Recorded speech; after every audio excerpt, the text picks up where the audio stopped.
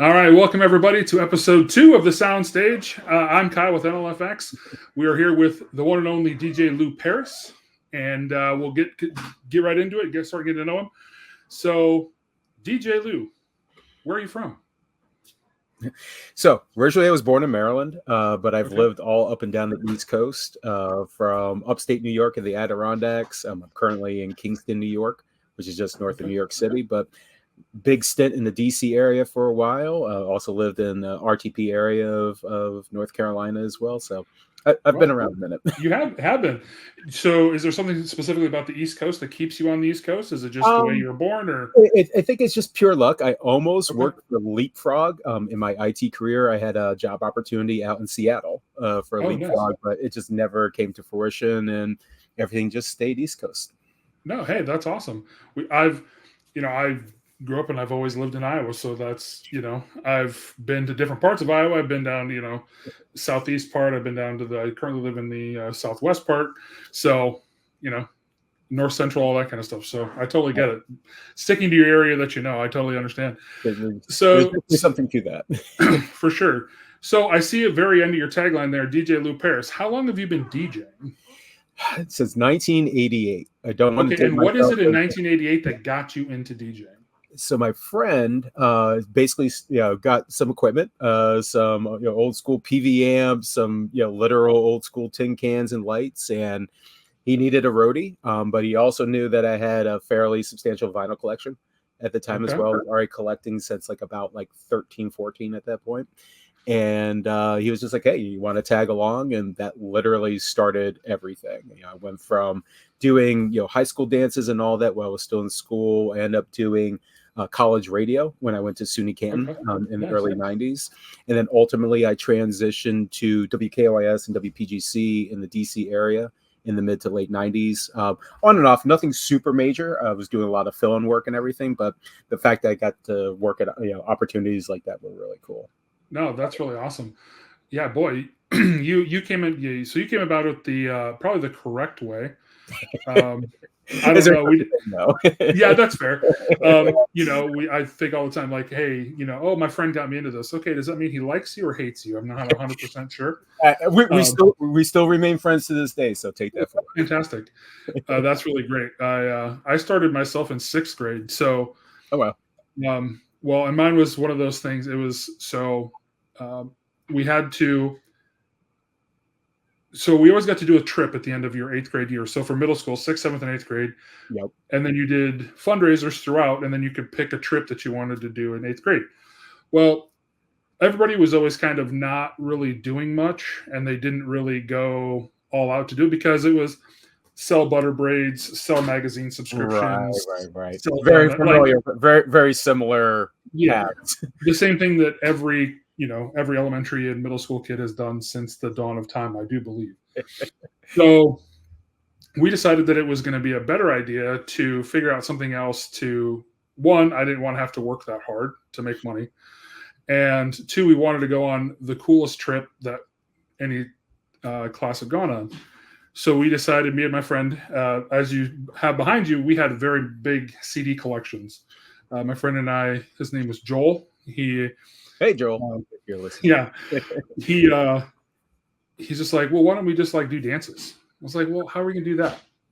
And so we went to our band teacher, and she was dumb enough to lend us the school's equipment. And we started putting on those. I brought actual bulbs from my table lamp, and we turned them off and on, and that's what we had for lights. But we started doing dances, and we just kept doing it. We ended up doing 6 a year, and everybody just kept coming to them so apparently we didn't do terrible, and it just kind of grew from there. So that's awesome. It's always fun to hear how everybody kind of got into it. So that's really neat. So you had 1988, was that right? 1988. Okay, so what is it that has gotten you to stay into the industry? What keeps you coming back week after week? The grind. What makes you keep coming back? So that's interesting because I actually took a 13-year hiatus. So in '99, Okay. I was doing clubs. I was at DC Live in the Ritz, DC, along with also doing a little bit of radio. And I was also in my IT career at that point. I was year 3 at that Okay. point. And the money was definitely getting a lot better in IT than DJing. Not that DJing wasn't bad, but it was just the really big like events that you could make a few hundred at that Sure. point. I wasn't doing weddings or anything at any scale. And IT just got really, really dense in what I could do and all that. So I basically hung up the headphones. I would occasionally, like if somebody would give me a call, like they needed some fill-in work, I would occasionally do that. But it was literally one every couple years kind of thing. So it was effectively, hung up my headphones.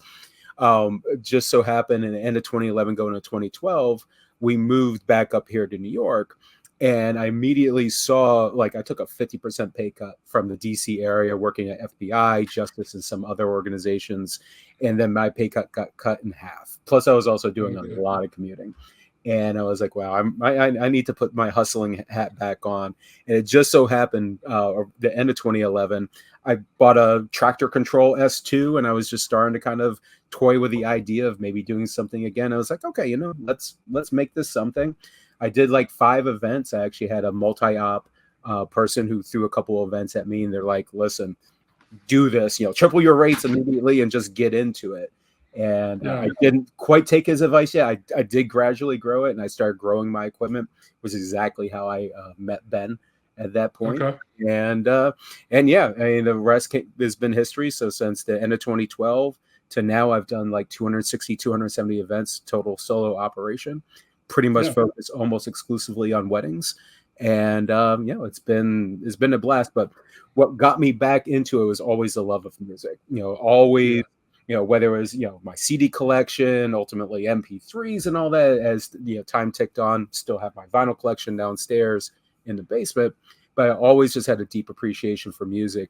And basically, when this is where my IT side kind of creeps in, that kind of customer service aspect really started being like, I was seeing there was a lack of that in some of like, what weddings and all that were kind of like transpiring. So it's like, hey, let's merge the two here. So no, that's a really good thing. So is it the people that keep you coming back, or is it just the music? It's both too. I mean, it's definitely this satisfaction of I'm lucky enough where I can kind of choose my clients a bit. We're very, we have to have kind of a good vibe and everything to begin with. Sure. And being able to see at the end of the night just them, their elation, that they almost exclusively always give me a great referral and all that, and a great review. And it's that like drive and focus, like I know I can do this well. I know that my past clients can vouch for me and everything, including venues and all that. And that definitely keeps the engine going. Because if it was just super transactional and all that, I might not be nearly as inspired still being in it. No, that's awesome. Yeah, mine's all that kind of stuff's very similar for me. It's the people, the people, and then the thing that I've always thought is really cool, because I do mainly weddings. I do some corporate stuff here and there, but mainly weddings, and it really is. Wow. Okay, so I get to go and celebrate with people on what is hopefully one of the best days of their life. Indeed. And they're going to pay me to come. Okay, that sounds like a ton of fun. Yeah. So that's what I sometimes I'm sitting there, as I'm sitting at an event, and I'm just like, yeah. So this is my job. Okay, got it. So no, that's awesome though. So thinking back on all your years of doing this, do you have a favorite memory? Something that sticks out to you that, what? Wow, that was just a crazy thing that happened. I can't stop thinking about it, all that. There's definitely a few. Probably the one that like I pride myself on and I always kind of reflect. There is actually a wedding I did. This was 2018. Couple named M.A. and Sean. And they were Broadway performers. It was actually the second Broadway-based group of people that had reached out to me. And they had a big mic need. And I was scaling up my equipment to be able to do essentially up to 8 mics. They needed 7 mics for the reception. They actually did, or excuse me, for the ceremony, 6 mics for the reception, because they did a full scale musical rendition during reception. Wow. And so being able to do live mixing on that, and of course, just really having the fun of DJing itself, I got to be in such a multifaceted mode. And it always comes back to me. Like it's like one of those like pinnacle moments of everything just clicked, everything just worked well. It was a complicated wedding, but it was still like just a knockout of the park kind of wedding as well. And and I've been very fortunate because a lot of my weddings have similar kind of things, but that one was definitely just scaled higher because of the demands. Just way up there. No, that's awesome. That sounds, that'd be a highlight too. Just having a bunch of people actually do like a full-on Broadway performance at your event. That's pretty 100%. And I actually have the video on it. So it was one of my gig logs that I did, and I had a full performance on it because I was like, you know what? This kicked ass. So gonna have to go take a look at that. So you said it a little bit ago, but I kind of want to circle back to it. So you said you were the IT professional, that kind of stuff. So how has that impacted your DJ side? How has that gotten you to? Is it like with your computers, with your technology that you use, all that kind of stuff? How do you think that that's really helped you become who you have become? DJ Lou Paris. Yeah. So first and foremost, definitely the customer service side of being in that part of the industry, because I was always servicing, whether it was, the end user customer having problems or stuff like that. It was always figuring out how to make them happy, figuring out how to, satisfy their needs and all. So it was always like the first thing being kind of thrusted into that. But more importantly, also like technology wise, I literally wrote the book for both the FBI and Department of Justice backup and continuity of operations. So a bomb goes off somewhere and we had to go scramble and go do something, we were able to do that. So I literally wrote the book on that. And I've actually been able to incorporate a lot of that into my setup. Like everything that I made for my digital mixer, my IEMs, my mics, everything has an exact pairing of them. And one serves as my ceremony rig, one serves as part of my reception rig. And they're all interchangeable. So God forbid if I have something, fail on a digital mixer, I yank that mixer out and I throw the entire, other box in and I'm ready to go. And I'm typically able to do it too, where there's no interruption of anything for the clients. So I kind of pride myself over those years is like thinking the modularity perspective, thinking of, where the tech works and works well, again, like in-ear monitors as opposed to, and I know everybody's seen these videos and post on me on like 2.4 gigahertz. There's a reason why I don't use it for audio. There's many good reasons why not to use it for audio.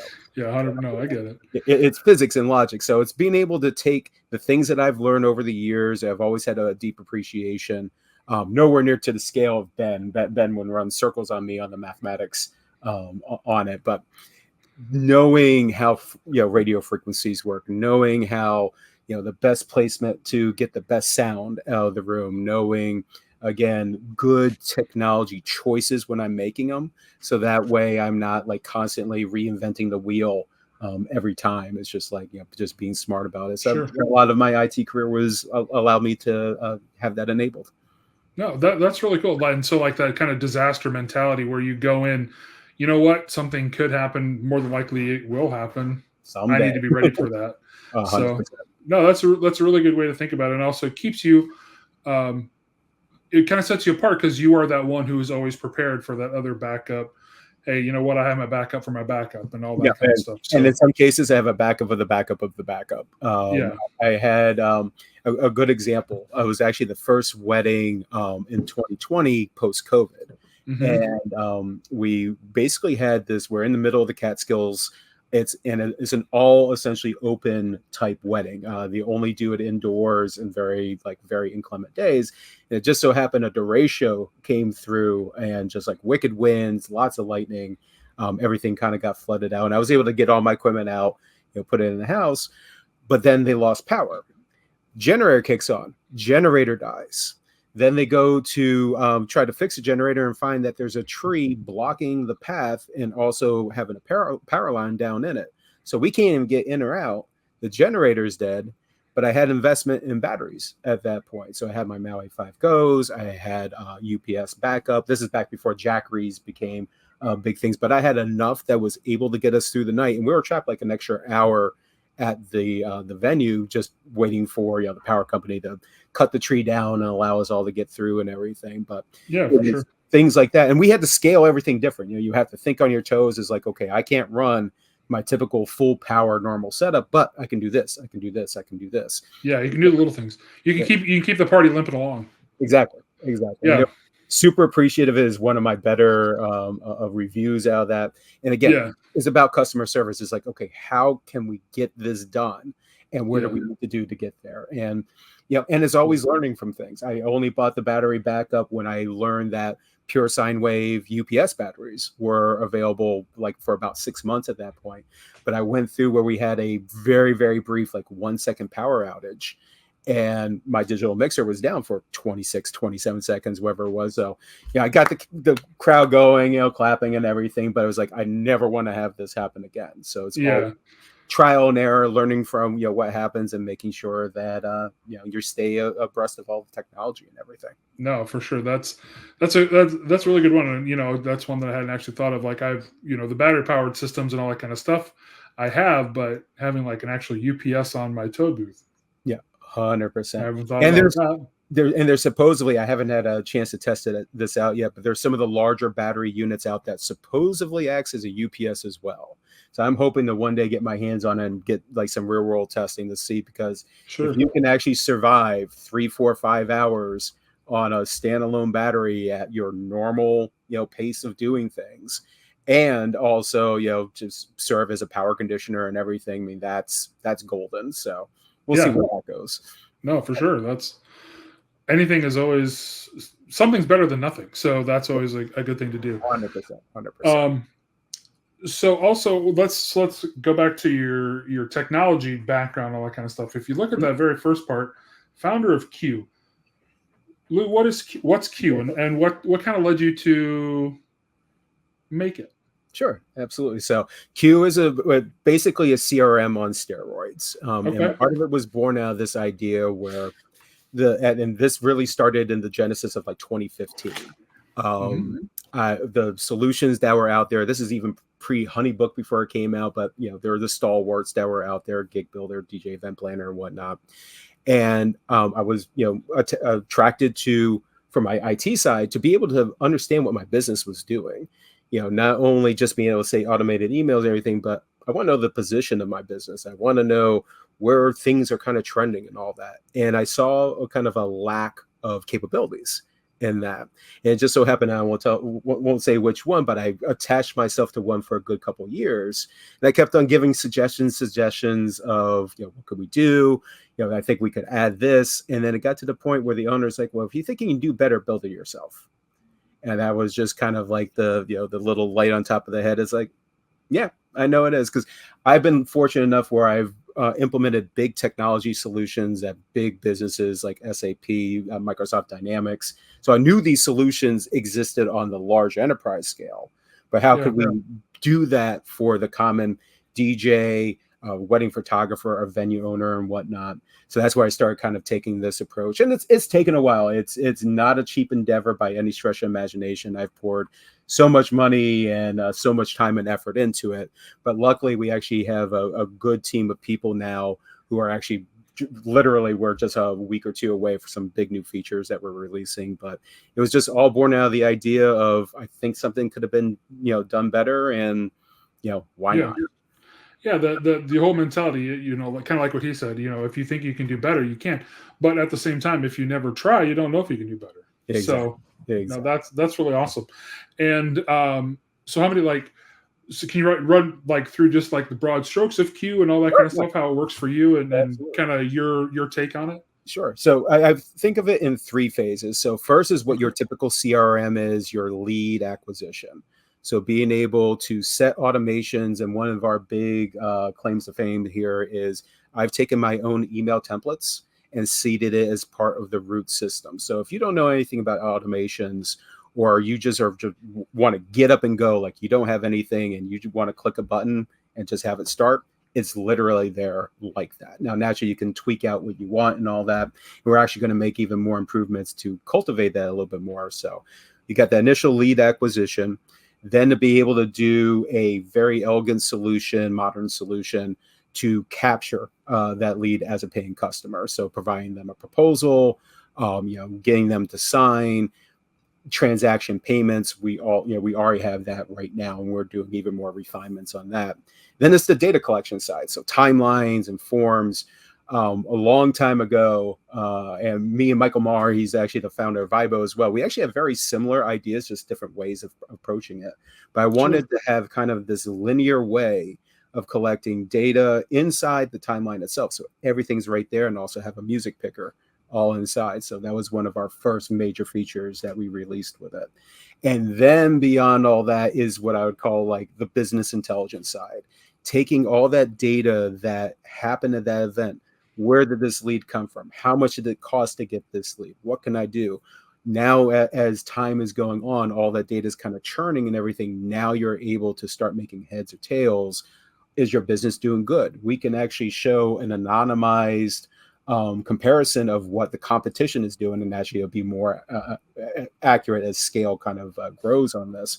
But you can say, hey, maybe I need to raise my prices. Maybe I need to throw some ads out there because I see the competition in general is seeing more leads. What's going on? It at least gives somebody some actionable data that they can take from it. It's like, my business could be doing better, or it's doing great, and it just verifies what you're doing. Right now, there's just nothing that allows all those steps within one platform to do it. A lot of people that I know that are very successful in running their businesses, they're doing 3, 4, 5, 6 different platforms to be able to coalesce all these things. And you kind of lose all the data, you kind of lose some of the visibility and stuff. And that's why I wanted to get this all in one solution. Sure, maybe lose a little bit something in translation and all that kind of stuff. So, 100%. No, that's really cool. Because I've talked to you about it before. I guess I didn't. The business analytics side, you weren't there yet when I initially talked to you. So that's a really cool new thing that you added. And I think that kind of a slow burn help for people that don't realize what they don't know. And that's what you don't know what you don't know. So. 100%. I think that's a really cool way to integrate that right into your CRM and make everything work better together and all that kind of stuff. So, and then in the coming like weeks and months, we're actually redoing the interface on it, so it's even more modern than it is right now. But we'll have a dashboard, so when you initially go in, you'll see the heartbeat of your business right off the bat. You'll see what needs to be happening. You'll see your sales and trends analysis. You'll just have actionable things as soon as you log in, so that way you can start saying, "Oh, hey, I need to focus on these, planning sessions that I have to do. Oh, why is sales down? What is going on here?" And then you can actually start, making heads or tails of what's going on. Right. So do you have, so is it an app that you download or how would people go about finding it? Absolutely. So this is all browser based. One of the very first things that was very important to me, because the other platforms weren't doing this, is to have something that works on a phone, that works on a tablet, and works on the desktop. So it's just completely browser based. Everything scales. Is called oh my God, I can't think of the name right now. Because you're trying to think of it. So because I'm trying to think of it. Exactly. But everything works. Responsive design. Everything scales where it needs to. Eventually, I'm thinking sometime next year, I do want to make what I call a day of app. So that way, basically, everything's kind of cached locally on your phone. So in case you don't have any internet access or whatnot, but be able to do the very specific things of the day, like pull the timeline, record your mileage, any like really critical things. So that way it's always available to you. And then when you connect back up, it just uploads it back to the server. So one of the many ideas. I literally have years of concepts and ideas I want to get to fruition. But again, we're fortunate now that we have a couple really damn good developers that see the vision, know what needs to be done, and they've been working quite hard the past few months on this. No, that's really good. That's awesome. And I like that you have a team helping you work on it, because that sounds like quite the undertaking to do by yourself, which I'm sure that's how it started. But, adding people in and all that kind of stuff is going to be able to help you grow at a much better and faster scale and all that. So absolutely. That's really good. So we've talked a little bit about you. We've talked about all that. Now let's get down to the nitty gritty, the stuff that people love to talk about, especially us DJs. It's kind of a personal question, but I have to ask it. No, absolutely. What kind of audio equipment do you use? Like what are your speakers? Are you got a controller? What are you rocking for that? Mixer, give me the down and dirty. 100%. So I'll start kind of top layer down. So I have two Rain Ones that I use. I really, I used to be a Newmark NS7 II and S7 III guy, and I also went to a Rane 62 plus the Rane 12s for a while, and even the Denon SC3900s. I like moving platters. I grew up on vinyl. For me, I actually found when I first started with the Traktor control, I kind of lost the soul of it. Like things weren't just like mixing the way I wanted it to. And I found that missing element was the moving platters. So went through all that. I also do have some Reloop RP 8000s for turntables, because I do occasionally still do a vinyl gig here and there. I have those as well. All that gets fed down to a pair of Soundcraft UI-24 digital mixers.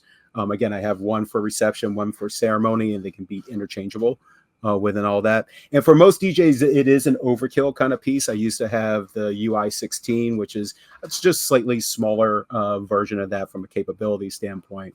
But there are two critical things for me as a DJ for what I offer for my services. And one of it was multi-track recording. So I can hand all those crispy audio files that are not, EQ'd out, gains are nominal and everything. So, I tend to be the videographer's best friend, because now all they have to worry about is a secondary backup and capturing like just secondary audio, crowd noises and things like that, when I can feed them the really good stuff.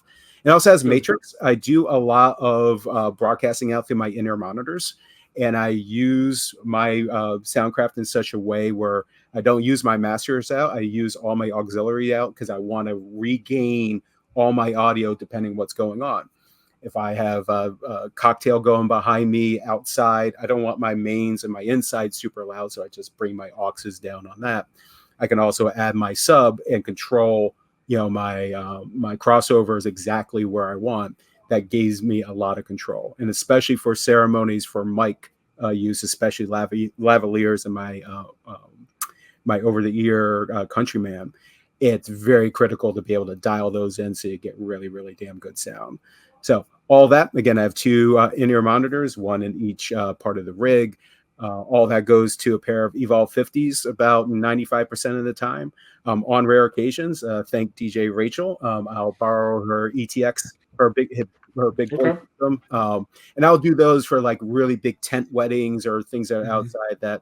While the 50s are great, they're just not cut for like really, really large size or really expansive. So I do have a quick question about that. I know this is people would be, I think, pretty interested in this. If they do need to borrow something with Rachel, how many pizzas does it cost? I would say probably a dozen at that point. Okay, a dozen for the ETX system. Now, if you needed maybe a step down, you might be able to get by with. Maybe. I know she has a good bartering system when it comes to pizza. Okay. I've been very fortunate. I'm very, very good friends with her. I thank her so much. I've been able to do this 2 times that I've needed over time. So I really, really appreciate it. No, that's really good. And I think that's a really good thing, especially about like Harvest of Sound that you have talking about there. Going to places like that and meeting up with other DJs, the networking and all that kind of stuff, I think is super. It's getting a lot more normalized now, and people are really starting to do it. But I know when I started out, everybody was kind of a your gain is my loss. Oh yeah. And we can't, where you're at, you can't do every single wedding that's there every single weekend, especially as a solo op, things like that. I'm the same way. I can't do it. So why wouldn't I help somebody if I'm not doing so, that's just it. And I find certain areas are a little bit more collaborative than the others. When I was in the DC area and doing more on the mobile side in the 90s, it was super competitive and super kind of cutthroat. Here in the Hudson Valley, where I'm at, it's very collaborative. I've definitely have worked with a number of DJs where I pass off gigs to them when I'm not available and vice versa. And we constantly support each other. Some things, if we have a question about a venue or a question about a setup or something like that, we have a little small group that we, just communicate on this. And I think having these, events like Harvest of Sound and others like DJX that's coming up and all that, those networking potentials are literally what I think makes those events. There's always special sauce that happens. Harvest of Sound, we got the speaker shootout, of course, with Ben and all. But it's those interpersonal networks that you're able to build on that. I think those are like the true gems of events. So now that I work for NLFX, the most important thing when you go there is to buy equipment. Make sure you stop by any booth that NLFX is at. But I really do think when I didn't work for NLFX and I was just going for myself, there's a lot of good information that goes on at a lot of these different ones, but I think I got more from most of the ones that I ever did from 5 p.m. to 1 a.m. when you're out, because you're just talking with people, your hair's down, you're all talking about the same thing, you have the same kind of experiences. And when you're talking to somebody from, like for me, if I was talking to like Justin Reed from North Carolina, by him telling me anything, it's not hurting I'm not taking any events away from him. I'm not doing any of that.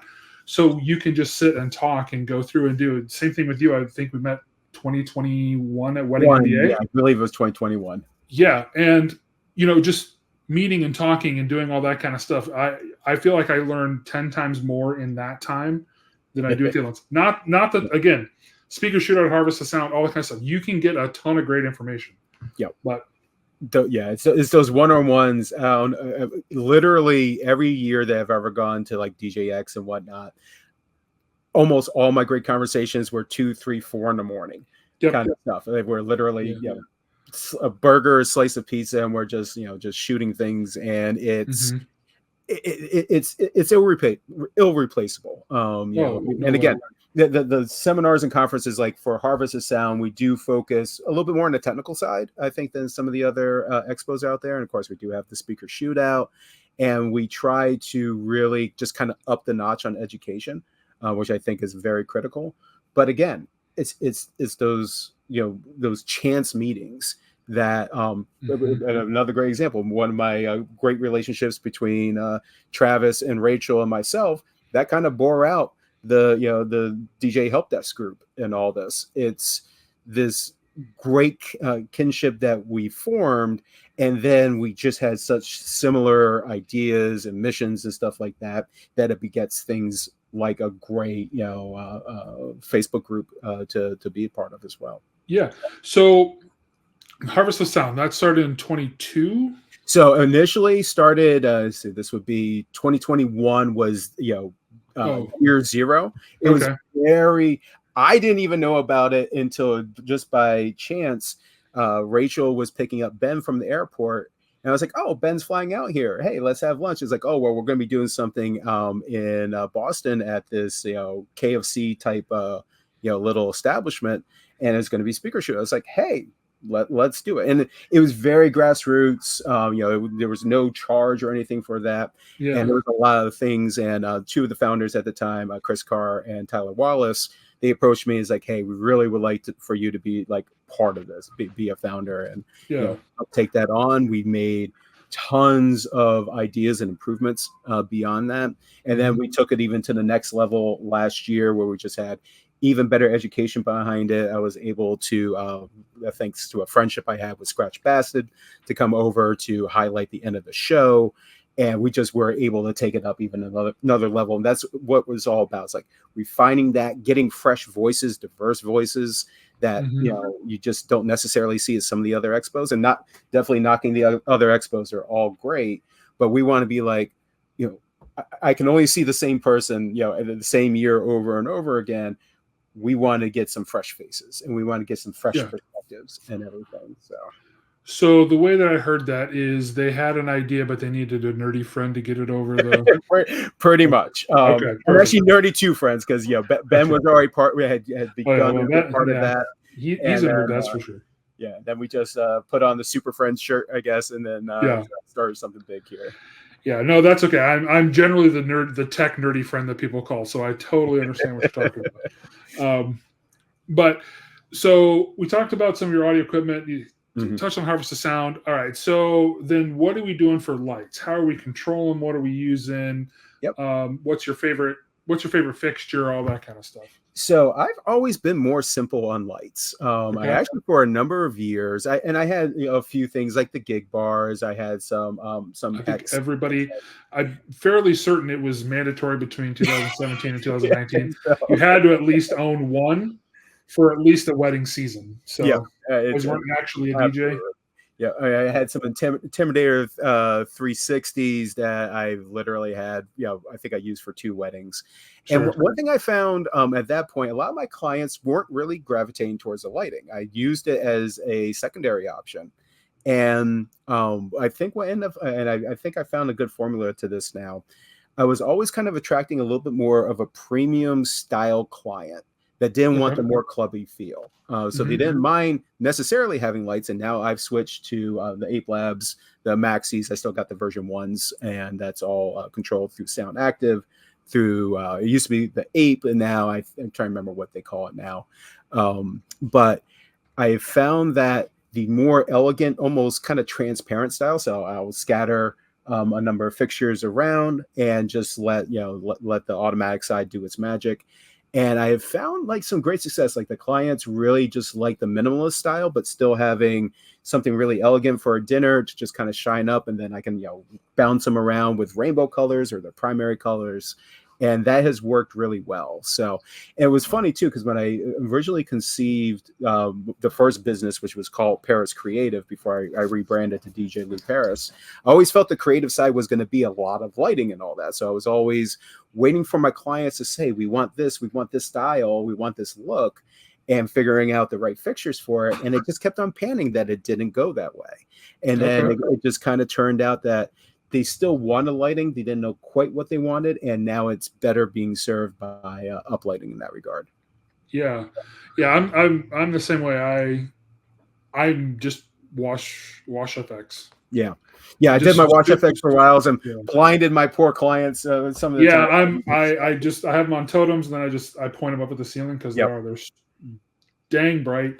And so I just have them on there, and then I just kind of just bathe the thing in light and just be done. And because I did the same thing too. I had, did you also have the 80J flip each one individually? I had that for a while. But even going back in the days, we were lucky when we did our can lights. When I first started, we had individual power control at least on a strip, so we were able to do stuff. I get it. You're bougie. I get it. So. Pinky out. Pinky out. Exactly. Oh, you tea drinker too. All right. All right. So it sounds like you got a lot of stuff you look. Is there a specific thing, if you look at your entire collection of all the equipment that you own, do you have like a favorite piece of equipment that you're always excited to use, or you're happy to have it there? That sort of thing? Yeah, the digital mixer, my Soundcraft mixer by far, because not only does it give me a lot of capabilities, but it frees me from being behind, whether for the ceremony, I can be floating around as necessary for a cocktail. I can control levels. I can be walking around and this could use a little touch here or there. During speeches, I can individually control it and be near them. So I'm just kind of untethered from the booth from that. I do put an external router on that to kind of maximize the range. And that I can get out of it. But easily, that was the one biggest piece of investment that has freed me the most. And it's been a tank. I've now had the UI-16 starting in 2016, and then I went to the 24 in 2019, and still running strong. Yeah, they're still a really good one. We still sell quite a few of those. So that's really good. So when you're going through and you're looking at equipment, how do you decide what it is that you need to buy next? How do you decide, you know what, I need to go in on this. This is what I need to do. This is going to be good for me. It's going to be good for my clients. Yeah. The way that I'm hearing you talk throughout this thing, feels like it's going to be more of a, I sit and I do research for 9.5 months, and then I do it. It's exactly, which is not very dissimilar to what I do. So you're in good company there, but. No, 100%. I actually even wrote an article on this where, everybody grows within their business. I didn't get to have I still have my Sennheiser G3 mics, for instance. That was I went from GTD to Sennheiser because I actually thought, oh, hey, I can get away with this for a little bit. I had a failure of it and this ain't happen again. So it's always these very deliberate, I need to make sure I get a good return on investment on it. That is just not just kind of one shot and just some shiny or something to that effect, and then try to get the use out of it. And I'll give you a great example right now. My G3s are definitely getting a little bit long in the tooth. I do have one unit that I found that failed, so I've taken that out. and I could still buy used equipment, but we're already at this point. The G4 came out, then of course the EWD, and of course now the EWDXs, and now my most likely investment is going to be a pair of EM4 EWDXs, so I can get 8 channels in 2U, and all that's about like weight savings, space savings, capabilities. It just gives me a lot. I can chain both of them together, so this way I could just have one paddle that I'm shooting out to make it much more simpler and all. So it's all very deliberate. What's my cost benefit analysis? Am I making the money back in a year, 5 years? What does it look like, or 5 months? And just being smart about it. I just don't want to be, and I have unfortunately seen this a lot in the industry. And of course, it doesn't hurt people like Ben and others when people just buy the shiny, because it's awesome.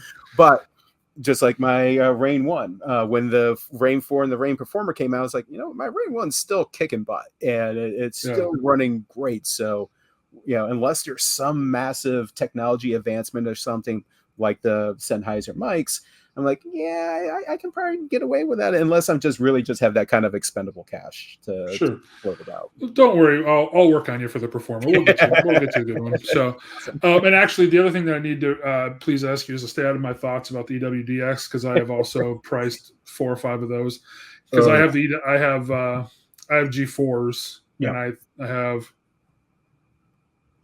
8 of them. Yeah. So I've got eight channel, well, now 7 channels of my G3s right now. Yeah, I don't run quite as many as you. I don't run quite as many as you do. I have them separate. I have them, so I have two in my Toad setup. I have 2 in my Danny setup, and then I have 2 in my I still just have a Coffin. Yeah, if I just want to take to small events and things like that, and then I have 1 sitting in backup to rotate in, because apparently Lou and I are the same exact person. And so I have one of those ready to go. So then if I just want to switch out and do, my thought is, you could just switch to 1. But I'm like, but if I do 2, then I can have 4. Exactly. And then it's like, okay, well now I got to buy 6 of those things at $2,000 a piece. So that's they're not expensive, but they are easily by every definition the best bang in the buck for the tech that it now has. You're going to get 10 plus years most likely out of it if it's treated well. It's a wise investment. Yeah, I'm really looking at it, but I'm at the same time I'm kind of looking at it with you like, mate, I still have not had one issue with the G4, so I'm having a hard time kind of justifying that purchase right now. Mine only came about because I did have a final issue with a G3, and like I said, they've served their purpose. I've had them for quite a while. And it just so happened, and that it failed. It's like, well, I can still buy used, but no, trust me, I get that for sure. Yeah. All right, so that's on the equipment side. I was going to ask you the question like, hey, is there something that you're really kind of longing for? But you already said you look for those EWDXs, and obviously you're waiting for a great deal from NLFX on the Performer. So get a good deal on that, then you'll be all over that. So you said that you started talking to Ben. So when did you officially become a customer for NLFX? Yeah, it was 2013. And like I said, I still have my controller S2 and all that. And I can't remember which Facebook group I honestly might have been DJ Idea sharing at the point. And I just literally, I started researching, but I wanted to get somebody with more technical knowledge. So I remember framing the question as like, hey, I'm looking to buy something, but I want somebody to give me like the real down and dirty on this. And I was at that time looking at the Rane 62 mixer and the Denon SE3900s. And it literally overwhelming even at that point, like, no, talk to Ben. And immediately, as soon as we talked, like we just kinship right away. It was already the joining of like minds, and gave me a great deal on it to begin with. But it just wasn't also just a good deal financially. The amount of knowledge that he brought to it, it was just like, if I didn't have him as an ally going to this, I definitely would have made even more mistakes. And I'm very meticulous with my research and all that. But when you are able to share and question with somebody as intelligent as Ben is just like, it's a no-brainer. So from literally that point on, I think the only time I ever bought something outside of it is when he didn't have something in stock, and he's like, go ahead, buy on Amazon, I won't hate you this time. But that's still, I wondered why your account had a flag on it, but now I know. There was that one time you bought something on Amazon, but no, that's okay. And I guess that kind of brings back to the other thing. So these are just different things that I've been, I've asked. Well, you're only the second person on the show so far, so again, thanks for coming. But so is just the knowledge and everything that Ben has, and the other knowledge and stuff that the rest of us at NLFX, what is it that keeps bringing you back? What is it that keeps you engaged and still trusting us all these years later? It is simple. It's because that trust was earned, and it was earned very early on. I don't want to, I'm not a price shopper when it comes to that. Like, I will spend more money at a company, and that's not even just necessarily Ben. I even did this in my IT procurement side of the equation. If I get good service, if I get, especially in this case, great knowledge, and frankly, a really damn good friend. And it's all those elements, and it's not just, of course, Ben, it's Kat and others as well. And now, of course, you being on there, it's the trust. And it's the same way, like when I approach, dealing with my clients for my wedding side, I don't sell my services. I sell trust. I want them to trust me, and I want to provide them with just like excellence. And I find that same kind of acumen that Ben has always had. And again, immediately, as soon as we start talking, the technical expertise, but it was just like, he's just a really good guy, and he runs a great business, and I want to support that. Yeah. And, the thing that I always, because before I worked there, I was a client. And it was that too. It was like, he never tried to sell me something. He's like, well, this is what I suggest. If that works for you, cool. If it doesn't, cool. Yeah. I've never met somebody so like humble from a business perspective. It's like, he will literally lose money on a deal if he doesn't think that particular thing will work for you. And and I'm definitely truly appreciative. And again, it's one of the reasons why anybody asks, I need microphones, I need this. It's like, no, you need to go through that. And it's not just because he does offer good deals as a whole, but it's just it's the complete package of knowledge and capability and trust, and all that is just, everything's there. Yeah. And that was I'm just thinking about it. It has kind of been a theme throughout your whole thing. That customer service, that trust, that whole thing, it sounds like it's been with you forever. And so, the fact we were able to get that and keep it over all these years, we really thank you for that. The patronage, but also the trust, and keep it coming back and all that kind of stuff. And the other thing that I just wanted to say, just on behalf of NLFX, is you were mentioned with your new DJ group that you and Rachel and Travis, is it? Yeah, Travis McGuire. Yeah. Have going is, you shout us out a lot, and we appreciate it. I know sometimes people just like, they're recommending him again. They're recommending him again. We hope, and we hope that's what people get from it. They're not just like, they're just friends with them, so they just do that. We really appreciate the shout outs and the call outs, and we get a lot of referrals from that. So thank you for doing that. Please continue if you don't mind. Well, no, we appreciate that. You know what, Lou, that's really all I got for you. Is there anything else that you want to tell everybody? You want to give them a way that they can contact you or reach out to you or anything like that? Sure, absolutely. So, so for starters, I'm not sure when this will necessarily broadcast, but of course, DJX, I'm going to be there both spinning. I actually just learned I'm probably going to be helping on the floor as well for NLFX for a bit of it. So, this should be coming out on Thursday. So. All right, perfect. So you'll be able to see me, of course, others on the floor for that. I'll also be spinning there as well. Harvest of Sound, of course. Q. I really hope that everybody keeps an eye on that, because we really just a couple weeks away from throwing a couple big releases out, and a whole lot more coming out this year. I juggle a lot of stuff, but hopefully it's stuff that people appreciate and all. No, that's awesome. Well, again, we appreciate you stopping by, Lou. Again, hey, I look forward to seeing you out in Atlantic City. So make sure to stop by the booth if you guys are out there. For Lou, for NLFX, I'm Kyle. I hope you guys all had a wonderful day, and we'll talk to y'all later. Take care.